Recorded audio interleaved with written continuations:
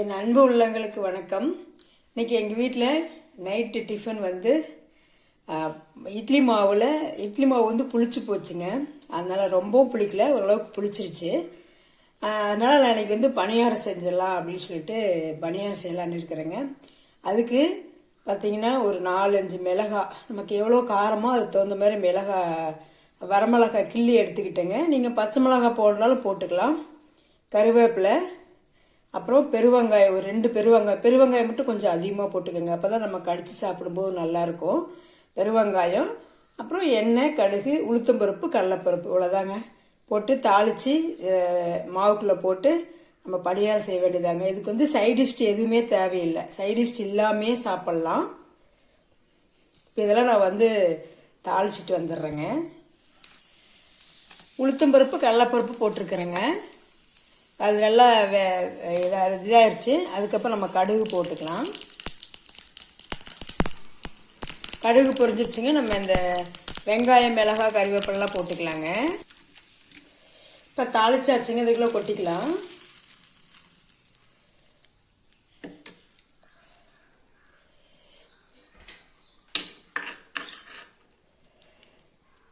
நல்லா கிளறி விட்டு நம்ம பணியாரம் ஊற்றலாங்க.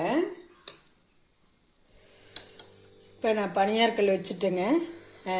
நீங்கள் வந்து எண்ணெய் தடவதுக்கு ஸ்பூன் யூஸ் பண்ணுறதுக்கு இந்த மாதிரி துணி காய வைப்போம் இல்லைங்களா, கிளிப்பு வந்து புதுசாகவே ஒன்று எடுத்துக்கிட்டேங்க நான்.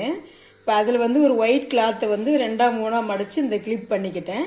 இப்போ நான் இதை எடுத்து எண்ணெய் எடுத்து இதை எனக்கு ஊற்றுறதுக்கு ரொம்ப ஈஸியாக இருக்குதுங்க. தோசை சுடுறதுக்கும் ரொம்ப ஈஸியாக தான் இருக்குது. அது மாதிரி நீங்களும் உங்களுக்கு தேவைன்னா இந்த மாதிரி யூஸ் பண்ணி வச்சுக்கோங்க. ஏன்னா ஸ்பூனில் எடுத்து சில பேர் ஊற்றுறாங்க, அது கரெக்டாக வரல. அதனால் நான் இது மாதிரி யூஸ் பண்ணிக்கிட்டு உங்களுக்கு பிடிச்ச அது மாதிரி பண்ணிக்கோங்க.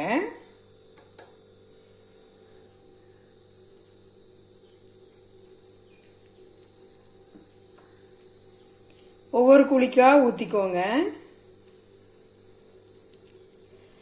ஏன்னா அடுப்பு வந்து மீடியமாக வச்சுக்கோங்க. ரொம்ப வேகமாக வச்சிங்கன்னா கருகிரும், உள்ளெல்லாம் வேகாது, அடியில் அப்படியே கருகிரும். அதுக்காக கரெக்டாக 3/4 குழி மட்டும் ஊற்றுங்க.